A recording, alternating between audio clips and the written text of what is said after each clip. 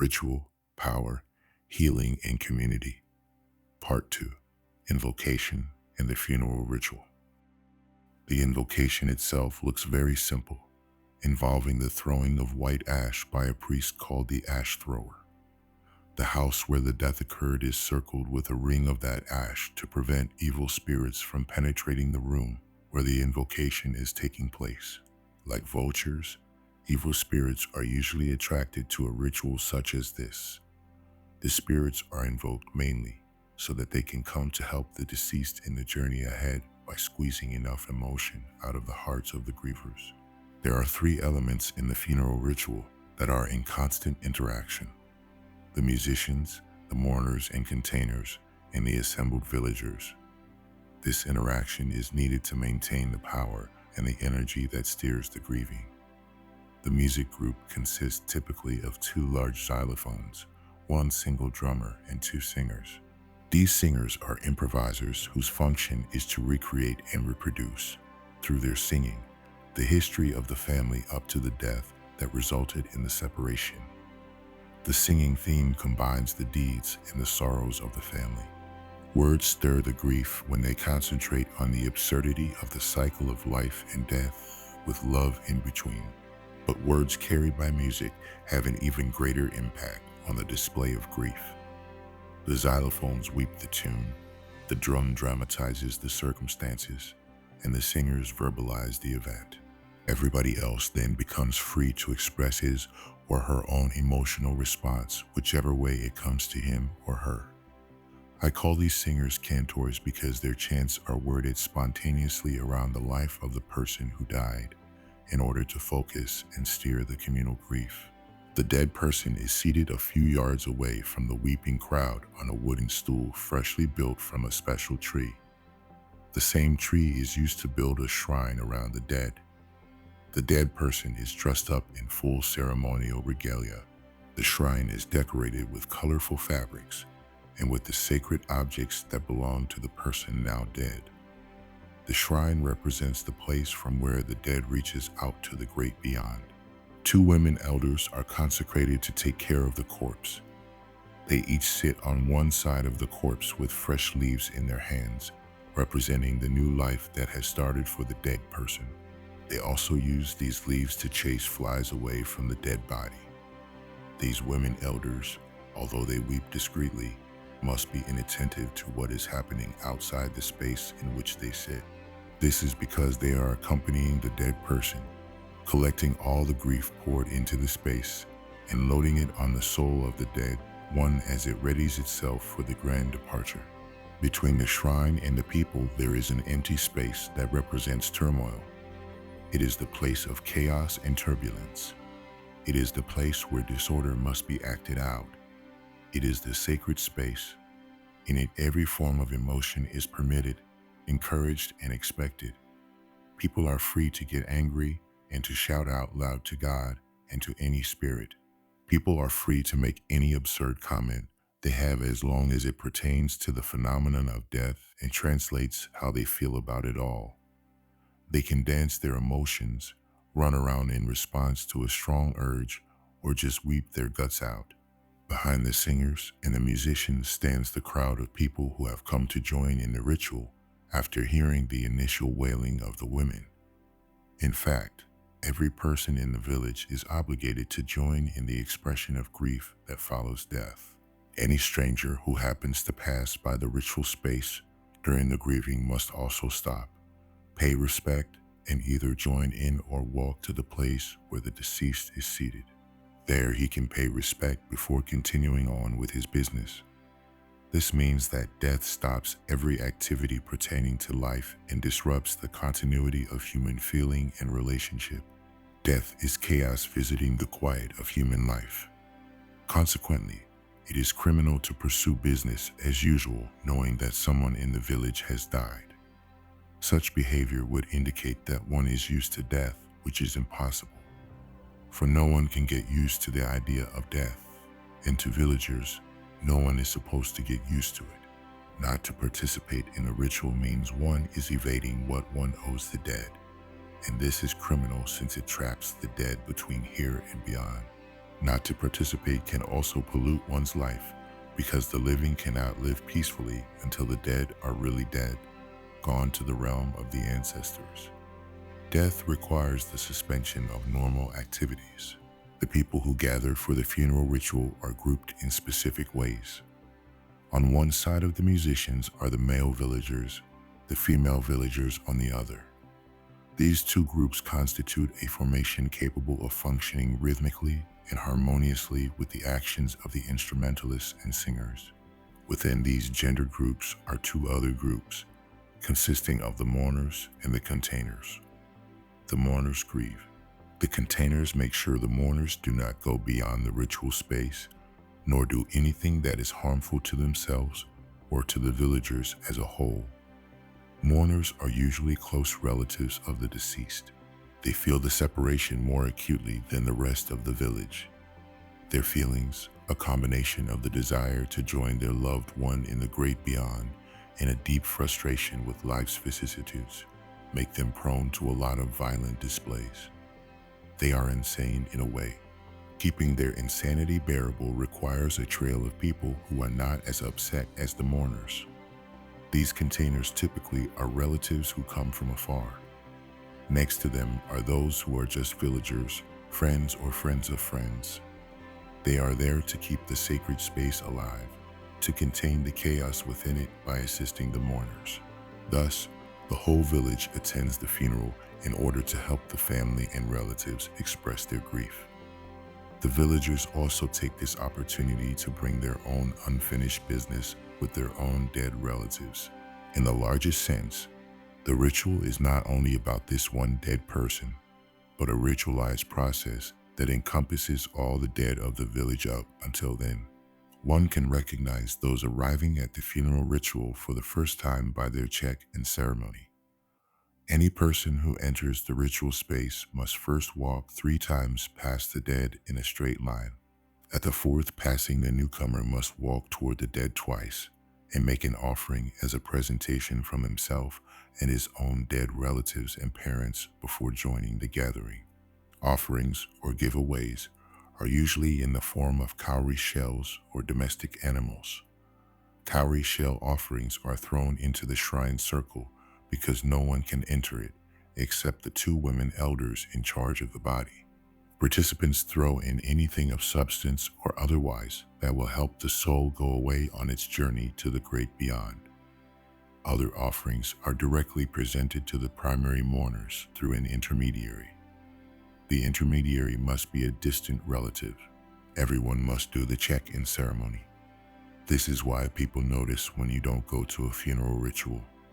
Sooner or later, a death will occur in your own family, and you'll find that the relatives of those people at whose funeral you didn't go will hesitate before they come to yours. If they come to make a statement about your declining sense of community, and they will do that in a singing fashion. In their song, they will describe how the person was not at their relative's funeral. They will emotionally harangue you on social ethics pertaining to death and the responsibility that weighs on everybody who learns about the death of anybody. Consequently, a person's social failures are brought out in the course of funeral ritual, and as a result create an occasion for a special kind of grief. Death reminds the person who is not paying his or her social dues to the community that he or she must repent and grieve for past failures. In the funeral ritual, the xylophones are always the instruments that set the primary melodic influence. Their role is to produce a musical space so that the wailing that accompanies grief can happen in melody. They are divided into what we call the male xylophone and female xylophone. The male xylophone follows the mood of the singers, while the female xylophone accompanies the male xylophone by creating a set of notes repeated over and over. After a while, the drummer enters, creating a rhythmical space within which this chanted verbal dialogue can happen. When the male singers enter, they lead the rest of the group into a chanting expression of grief. Cantors speak to each other as if no one else is there. One cantor will come forth with a very incisive statement about humans being trapped in a world in which they are not in control because of the mighty power of death. They will go on to sing that the family whose relative has died has been chosen in order to have everyone remember that our death may be next. Another cantor will respond very quickly with a short sentence sung at a high pitch, and as he sings, all the men will initiate a chanting pattern that will then be taken up by the group of women, finally involving the whole group of family members, relatives, and villagers. Meanwhile, the cantors continue to speak to each other about death and the dead. The pattern is repeated endlessly, and the dialogue between the cantors is extremely diversified. In between the cantors' dialogue, there are individual or subgroup expressions of grief. While the group is involved in chanting its sorrow, individuals may get in touch with areas inside of themselves that require specific grief attention. These are moments when individuals separate from one of the groups and allow themselves to be carried away by the energy surging in them. People feeling this deep grief wail in the direction of the shrine and within the space of chaos in an attitude of despair. As they near the shrine, the sacred place representing the great beyond, other people, usually containers who had been walking discreetly behind, will touch them on the shoulder. The touch is a reminder that they must throw their grief into the sacred space of the shrine and return to the village to gather more grief. They must not walk into the sacred space of the shrine, for this would mean their death. To walk into the sacred space of the dead without being consecrated is to join with the soul of the dead as it gathers the fuel of grief to march into eternity. This is why mourners should never be left alone in expressing their grief. The vulnerable state of a mourner predicates him or her to sudden death, grief being an expression of the pull toward death and eternity. My father lost his first wife this way. As the funeral of her daughter was progressing, the poor woman had a grief seizure. She ran wildly toward the shrine. A female container on her heels touched her as they both neared the sacred space. She ignored it and leapt into the space. People were bewildered by the sight of her in a place like that, but nothing happened until the next morning when she did not wake up. By noon, the bodies of a daughter and a mother were sitting together in the same sacred space. The more one grieves, the more one gives to the dead, and the more one moves closer to being with the dead. The container's task is to ensure that the mourner knows well how to distinguish between a grief that helps the dead soul go home and a grief that kills. Such a person is never left alone. The container is a caretaker who comes out of the crowd to join in support of the grief-stricken person. He or she operates as a space provider on the one hand, and on the other, as a lifesaver who brings back home someone who would otherwise mourn himself or herself into eternity. Such a person will duplicate every action channeling grief that the mourner expresses and will do so almost synchronously. But while doing this, he will keep a keen eye on the other who may go out of bounds anytime. Containers do not trust mourners. It is assumed that any individual expression of grief increases the danger of breaking the ritual space. Consequently, the assistance from a person who does not feel the urge to express his grief in this particular way is like having the extra eye that knows where the boundaries are. Among the participants, the members of the immediate family of the dead are tagged with a rope on their wrists for identification purposes. These are called kachuasap, which means the center of the heap people or primary mourners. These people are at a high risk of grieving themselves to death and are therefore more likely to go out of bounds and break the pattern and order of the ritual. They are tagged for everybody to recognize. The more intensely the cantors sing in reference to them, the wilder their expression of grief. There are people assigned to look after these tagged ones for the duration of the ritual. These caretakers will mimic exactly what the tagged relatives do. For example, if a relative begins to run off, they will follow until a certain point at which it becomes necessary to remind the relative that he or she is moving out of the ritual space. Most of the time, relatives get so caught up in the grief that they will dash out of the group and run wildly in any direction. The caretakers have to keep pace with them. Caretakers are always at least 2 feet behind these grievers and do exactly what they do. Most of the time, these actions end in the form of a rhythmical dance that consists of pounding the ground with the feet and in jumping up and down in cadence of the drum. Non-relatives who are not tagged with a kachwasab express their individual feelings in a less risky way. It is assumed that in the grief ritual space, all will be moved to express themselves. Sometimes, a large group of 15 to 20 people will come out to join a primary relative battling with his sorrow. The whole group will end up as a line of dancers dancing exactly what the relative is doing in the front of the line. It is understood in the ritual that the feeling of the person in front of the line will be transmitted to every person as they dance together in one line. This sharing of personal feeling is a form of silent and physical support to the person grieving. The dancers will move back into the surrounding groups when the person in the front stops dancing, turns around, and starts walking toward the chanting crowd. At that moment, one after the other, the dancers will do as the grieving relative does. Within a grief ritual space, expression of grief is gender specific. No woman will try to assist a man in grief, and no man will help a woman to express her grief. It takes a man to provide an outlet to the emotions of another man. Similarly, it takes a woman to echo the grief of another woman. But while all that is happening, the drummers are drumming, the xylophones are playing, the singers are singing, and even those dancing continue to partake in the communal chanting. And this goes on for at least 3 days and 3 nights if the departed one is an adult. Children's funerals last 1 day. Adolescents' funerals last 2 days and 1 night. There is yet another category of people whose role it is to downplay the emotional intensity of the relative's grief. In contrast to those who assist the members of the primary families during their grief, this other group acts out the whole ritual as if it were a joke. They call this group La Lloro, or the joking partners. Their function is to act like a thermostat.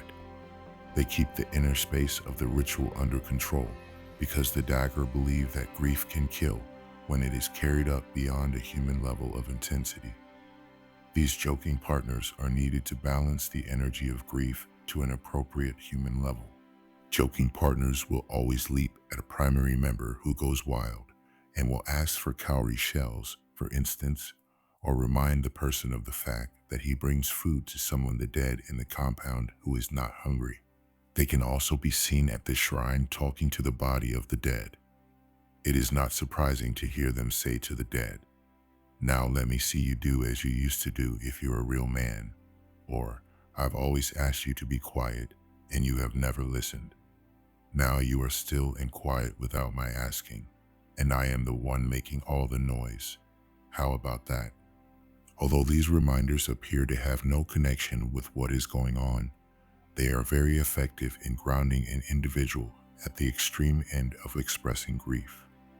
No one escapes the emotional energy triggered by such a ritual. Everybody gets the opportunity to shed some tears, and regardless of the purpose for which the tears are shed, the dead will have plenty of tears to swim in on the way home to the other world. Of course, the burial ceremony itself is not as important as the expression of grief, because burial occurs after the general grief catharsis has been achieved. If this catharsis does not occur properly, the spirit of the dead will not be able to leave the village, and in time, will have to kill more people in order to have companions to be with around the village. Where the funeral of the latter will collect enough tears to carry both to the other world. What is certain is that a village in turmoil is a village that has some unfinished business with its dead. Any premature death is caused by an imbalance of energy between the living and the dead. This is why, when death occurs, the thing to think about is not burial, but funeral, tears, grief. The reenactment, besides the xylophone, drumming and singing to stimulate the grief catharsis, there is another important part to the funeral ritual. The life of an adult who dies must be reenacted by the surviving members of his initiation group. All the males who were initiated at the same time as the departed one will, in the second or the third day, reenact that person's life. That portion of the ritual is called Zanu. It means dream, as if the dead were dreaming his life. The spirit of the dead must live its life once more in an accelerated fashion before departing to the realm of the ancestors. A number of token activities about the person, such as farming, weaving, carving, hunting, drinking, or divining, are quickly acted out by his friends. In a way, this is a ritual of their separation from the dead. It is believed that doing what was once done frees the living from the dead and vice versa, thus allowing the dead to reach the realm of the ancestors. Going to the ancestors is also getting the permission to come back eventually. But it is important for the dead that the living do what they are supposed to do to allow the dead to be able to come back. In a community, the death of one person is the affair of everybody. Therefore, it takes everybody to send the dead to the realm of the ancestors. Any isolated, individual effort to perform ritual that requires community effort will only result in having the departed one come back as a ghost. The ghost will try to tell the family what must be done for the dead person to get the chance to register with the ancestors. This in turn makes it possible for the person to return to this life at a later time. This reenactment of the life of the deceased is done in the following manner. Individuals who have a personal relationship with the dead are chosen to represent the deceased. This role of representation will shift from person to person because no one can play the role of his dead friend for a long time without going crazy. Changing roles prevents one from staying in it long enough to reach this apex of feeling. Speeches and the pyre. There is yet another aspect of the funeral, one that regroups the participants around the funeral pyre and takes the form of speeches. The friends of the deceased express their friendship one last time. Each person narrates the genesis of his friendship with the deceased and makes an offering to the dead to take along with him on his journey to the realm of the ancestors. An immediate relative of the deceased accepts the offering so as to continue the life of friendship and love that the giver had with the deceased person. Acceptance of the present is an acknowledgement of the transfer of relationship. Friends who had a strong relationship with the deceased now have this same relationship with the person to whom they gave the present. Through this ritual of transfer, the dead one never really goes away because it is through this person that his invisibility is transcended. The living person who accepts the present is now in fact the dead person for everyone in the village. The sincerity with which the villagers then interact with the person will attest to that role. In the case of the death of one's parents, the surviving children are not concerned with this transfer ritual. You don't replace a mother or a father because you never lose your father or your mother. The sisters of your mother will be hurt if at your mother's death something happens that suggests replacement. The same is true with the brothers of your father. What is important in ritual transfer is that it concerns itself solely with friendship ties born out of shared experiences such as initiation, hunting, farming, and the like. The ritual transfer of friendship therefore concerns those who feel they must continue the friendly tie with someone in the family of their deceased friend. Elders say nothing can destroy a true relationship, not even death. To grieve a dead friend does not erase the friendship with him or her. Such an attachment can become dangerous if left without an outlet. That is, if it is not transferred on to a living person. When love exists, it must continue, or it will turn dangerous for the person who loves. Human feelings are an energy that can turn dangerous, negative, if not honored. So when a loved one dies, those who survive must reconnect the plugs from the dead person to people who are still alive. They do that partly because of the sense of loss that any death produces, and partly out of the desire to give a certain continuity to emotional relationships. Every person, male or female, who dies a normal death is given a full range of funeral ceremonies. If the dead are not given these ceremonies, the dead are stranded between worlds. An unweaned baby who dies does not get this kind of ceremony. An uninitiated person gets to be mourned, but does not benefit from these internal rituals because he is an outcast with respect to his age group. Consequently, to evade initiation is to deny yourself a proper death. Modernity and death. With the sweeping transformations changing indigenous way of life, elders are more concerned about dying properly and having proper funerals than ever before. They want to be sure they will have a normal funeral ritual performed on their behalf.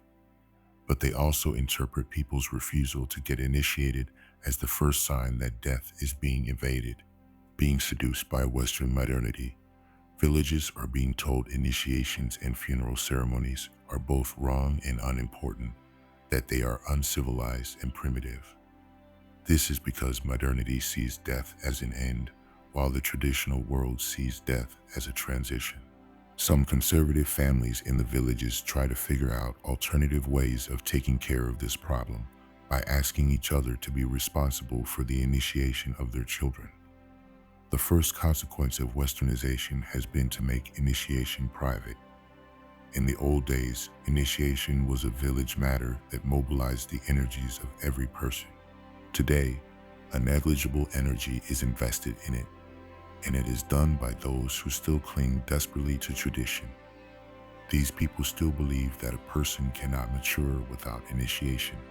Anatomic maturation is insufficient for manhood or womanhood. The experience of breaking down fundamental perceptions of the world brought about by the initiation ritual permits another self to grow and to be born. Without this other birth, there can be no meaningful death.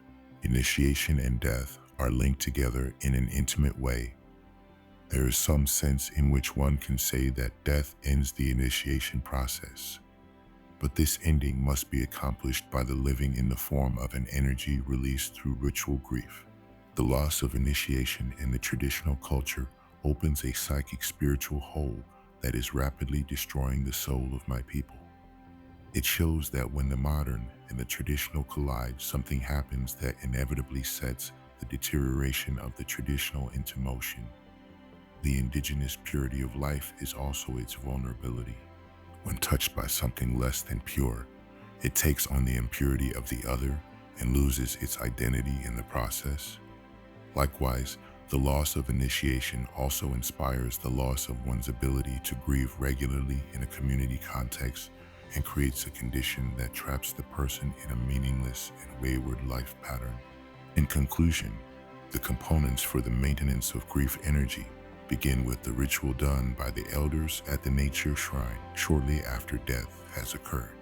Ash throwing, the ritual that opens the space for the funeral ceremony, is designed to avail a working space devoid of any perturbing forces so that the throwing of oneself into grief can be strong enough to propel the dead to the realm of the ancestors where life continues. This ritual opens the space within which grief can be expressed in a productive and practical manner. When death occurs, no male utters the sound of grief until a ritual space is created, because funeral ceremonies enable the dead to begin life with the ancestors.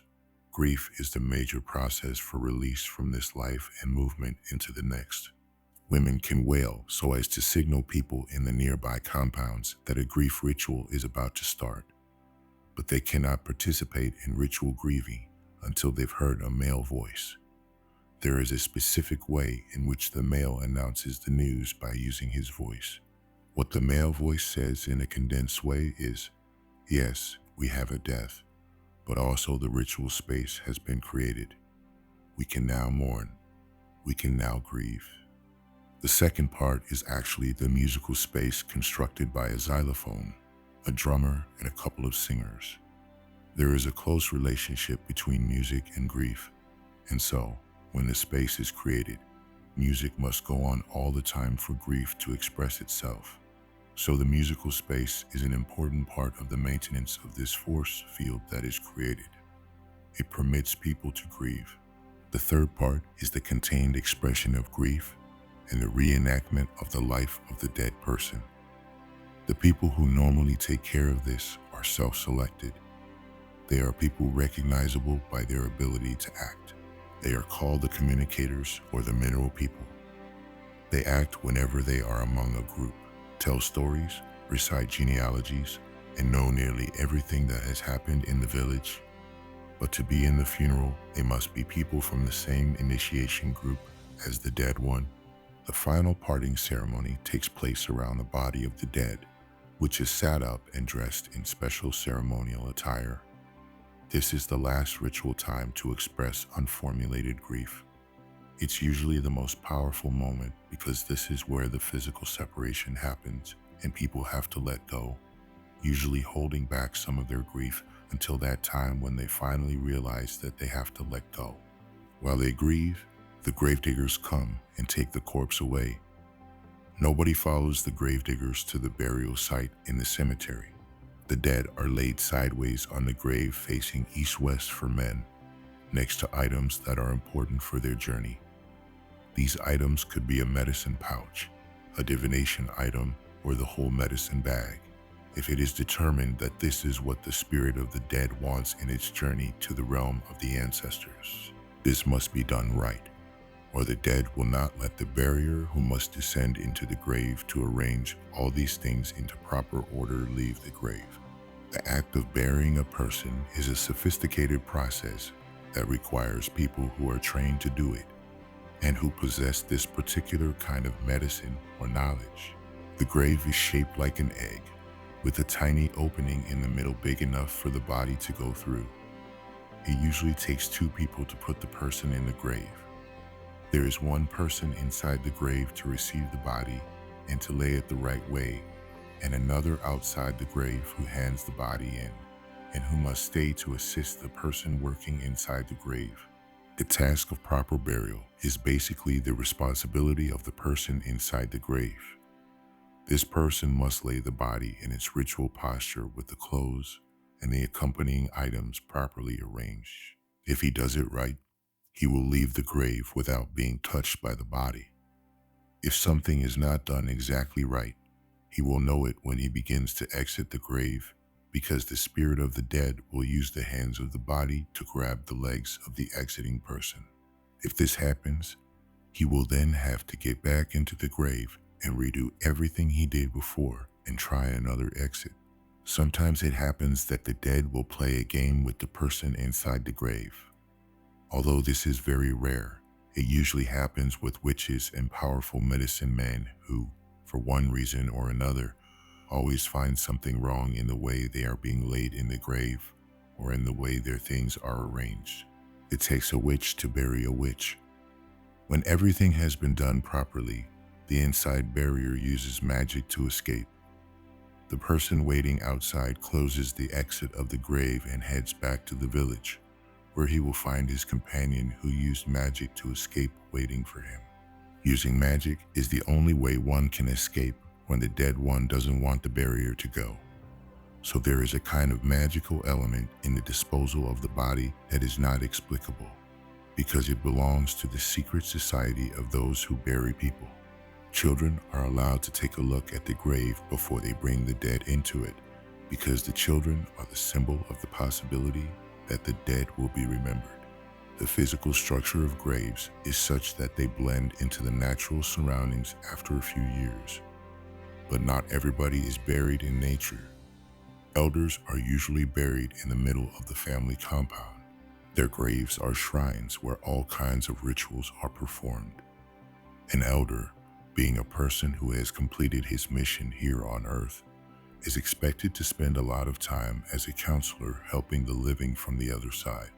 For a while, he or she will appear in leaders' dreams in his or her earthly body.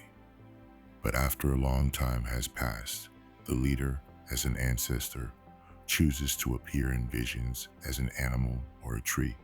Ancestors often cast off the idea of appearing to the living as humans.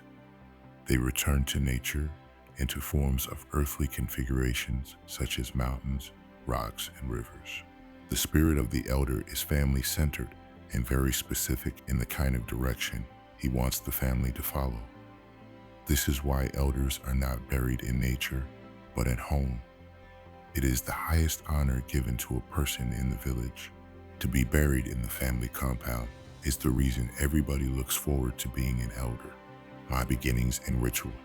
I was less than 3 when it happened. The event was so terrifying to me that I felt only grandfather could protect me. I instinctually sensed the protective power of his knowledge, which only comes with age, as I constantly hid behind him. I could no longer feel safe with just my father. My father's dwelling was a typical village male's quarters built with earth and finished with cow dung polish on the inside and outside. My father's house, unlike my mother's, was a 2-room building in the compound. The front room opened into the compound yard, a large open space for evening community gatherings. The back room served as a bedroom. On the other side of this open space were my mother's quarters. It was a large oval structure built with mud and wood with extensions on the side that looked like extra large closets. This windowless wigwam-like lodging was always dark. My mother liked it that way.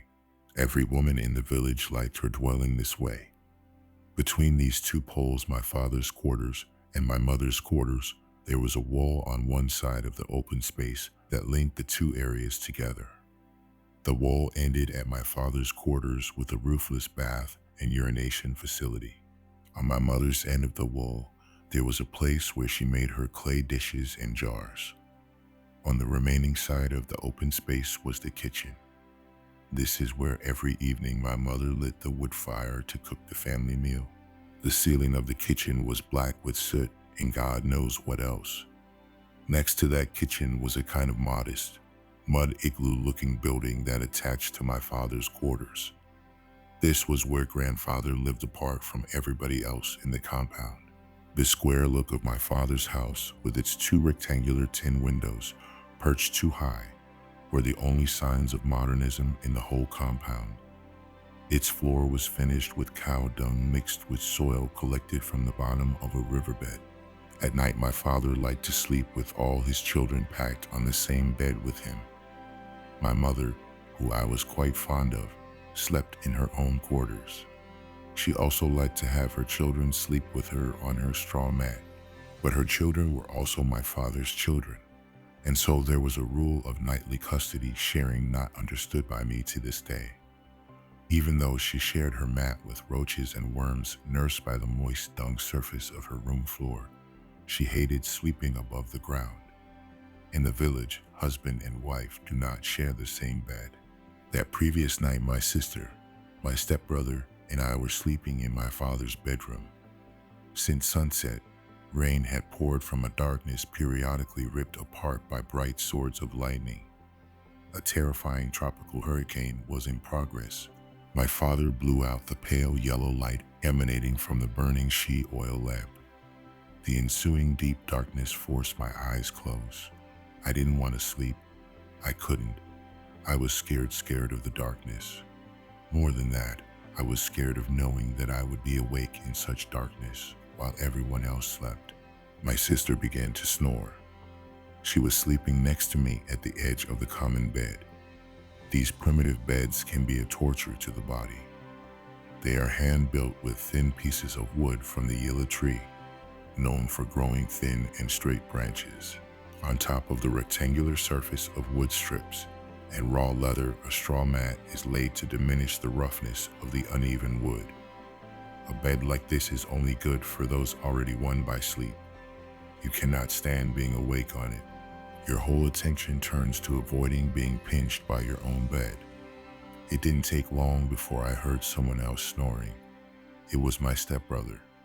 Behind me, the regular breathing of my father told me that he too was somewhere in Zenutek, the land of sleep.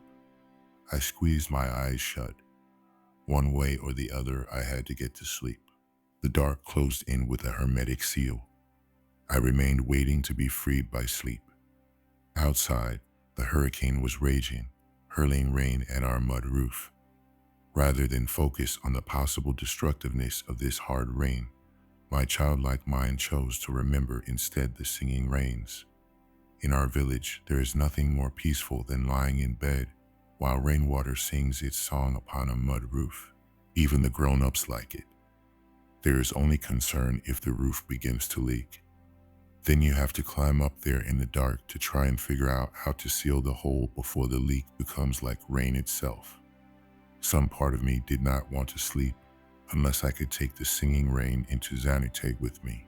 Suddenly, my sister began to talk in her sleep. She was objecting to someone blowing smoke at her. It made no sense to me. I wanted to wake her up, but she was snoring too. Anybody who wakes up a snoring person will catch the snoring disease. I pushed her so she would turn around. Certain sleeping postures are particularly inviting to snoring. I did not want to wake her up. I just wanted to stop her from keeping me awake. Unlike other nights, she continued to talk and snore alternately. Normally, she would wake up or at least stop talking for a while. Her persistence intrigued me, so I opened my nearly 3-year-old eyes as if to get a better look at what to do about this disease that was robbing me of my sleep. And then I saw it. Just above my sister's head was a goat sniffing, with its nose moving frenetically as if collecting data. It was luminescent, as if its fur were sprinkled with a moon dust as it glowed in the dark. Its horns were branch-like, the likes of which I had never seen before. I did not mind a goat being there. It was not uncommon for domestic animals to roam the compound. The compound was not seen by my people as a place just for human beings. Day in and day out, we dealt with domestic animals ambling wherever they pleased to get their needs met. From morning to evening, every family compound in the village shared its space with the animals. They are just another thread in the common fabric of community with the Dagger people. There is nothing really new about a goat being in a home, but a goat awake in the middle of the night, glowing in the dark. That was something altogether different, so I screamed. My father bolted from his sleep, ready to scold me for waking the rest. But he was stunned by the vision of the luminescent goat standing in front of him. "What is that?" he asked in a frenzy. The goat made a dash for the narrow exit, missed, and slammed instead into the mud wall. The impact sent it reeling back into my mother's basket of calabashes. The goat fell to its knees, sending the dinnerware and housewares of the basket sprawling across the floor.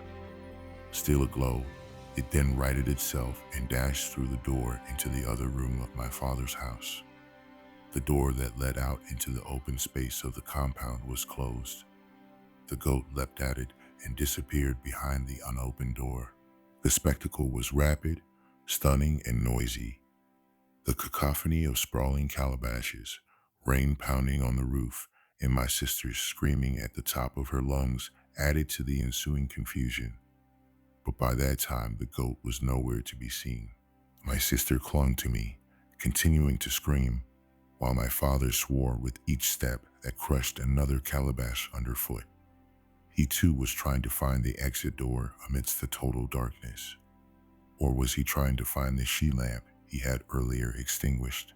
The dim yellow light of the she oil lamp cut through the darkness and revealed the mess of broken calabashes, earthenware, sun-baked clay, and kiln pots everywhere. The shiny ebony color of the broken clay dispersed throughout the bedroom spelled loss. Through them, I could hear my mother's chagrin. These were all her possessions. The brown calabashes were not all broken into pieces. Some had survived the chaos, but one could see the cracks they had sustained. The mixture of calabashes and clay was plain evidence of some tumultuous activity that had taken place. Father walked out of the room, lamp in hand, once again leaving us in darkness. I could not stand it. I hurriedly followed right behind him into the other room. My sister followed suit. Father was looking for the ill-fated goat. It was nowhere to be seen.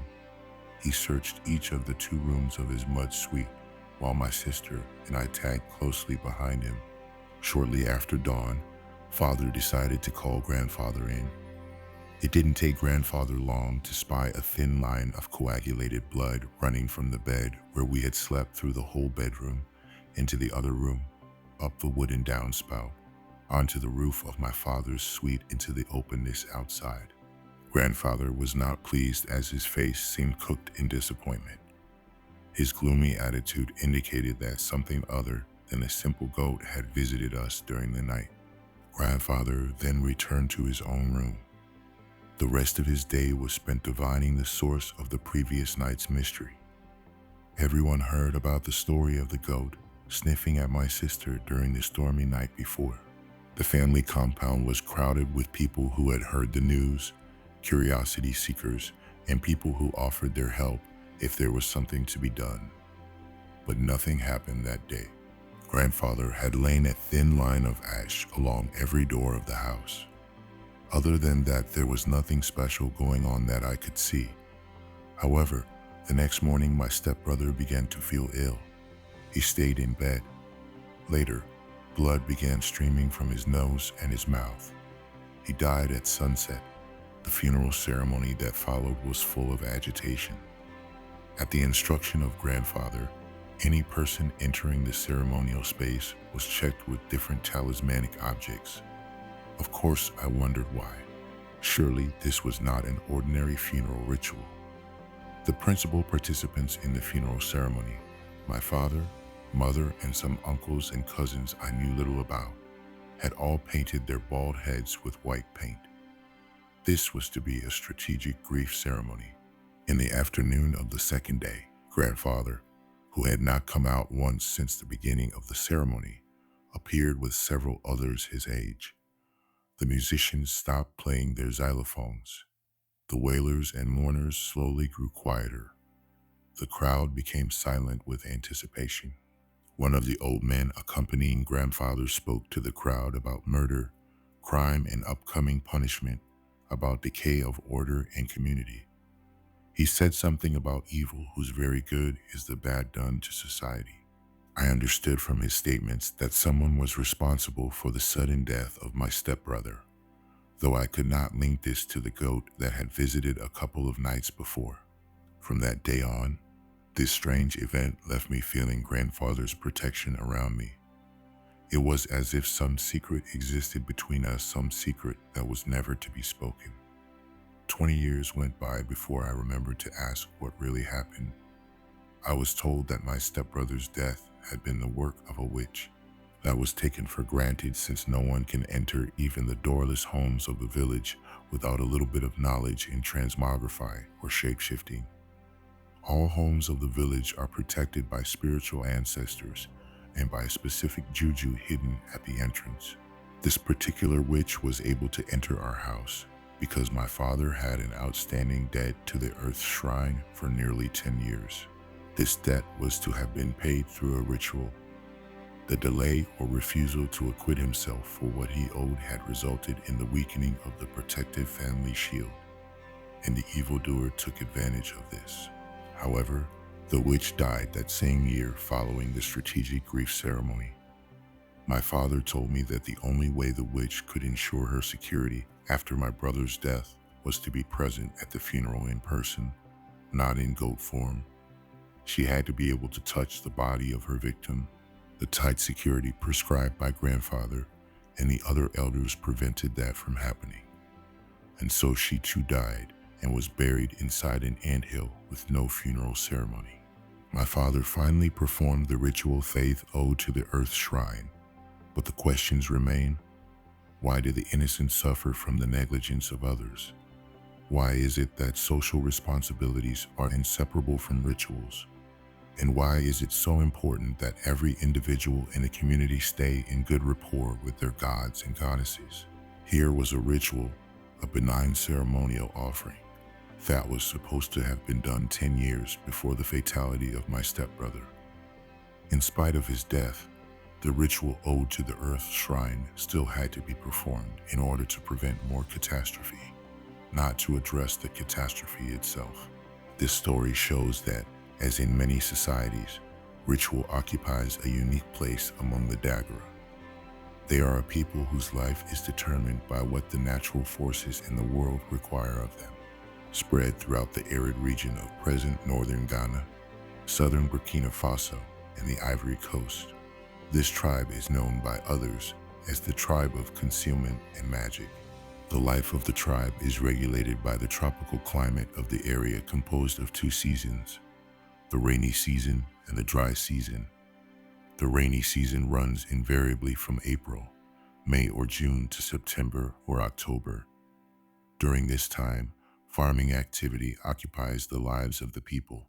They practice subsistence agriculture, which is very dependent upon the amount of rain that falls in any farming season. Everybody grows millet, ground nuts, corn, and beans. The lengthy remainder of the year is dry and idle. People use that time either to emigrate to the city to seek jobs or to stay in the villages. Those who stay in the villages experiment with medicine, do initiation, and practice ritual. Storytelling, drumming, dancing, and singing are practiced during the dry season. For the Dagara, ritual is, above all else, the yardstick by which people measure their state of connection with the hidden ancestral realm, with which the entire community is genetically connected. In a way, the Dagara think of themselves as a projection of the spirit world. It is composed of the world of the ancestors, the place where the dead go to rest, the world of spirits where non-human entities in charge of the order of nature dwell. They are also a part of the in-between world where supernatural realities, such as medicine, transmogrify, and witchcraft percolate into the natural world. The abandonment of ritual can be devastating. From the spiritual viewpoint, ritual is inevitable and necessary if one is to live.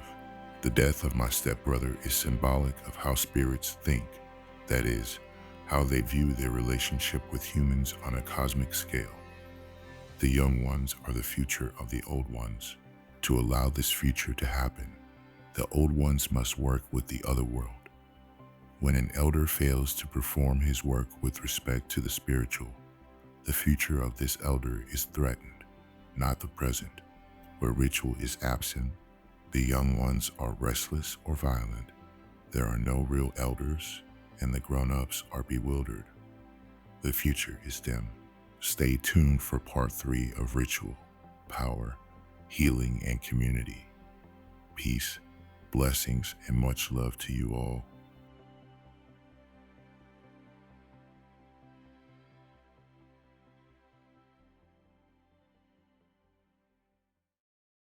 On Earth, there was once a people who held the knowledge of the universe across space and time. They were the Israelites. Over time, their wisdom was scattered among all nations, with each taking a piece. In the end, this left them destitute. Now, listen to this profound wisdom passed down through great works, presented in your voice, from your own perspective, from the perspective of the Israelites themselves. For early access to chapters and full audiobooks, consider becoming a member. For just $10 per month, you can unlock exclusive access to this priceless wisdom, once stolen from our ancestors. Hear their voices through your own as you join us on this journey of discovery and reclamation.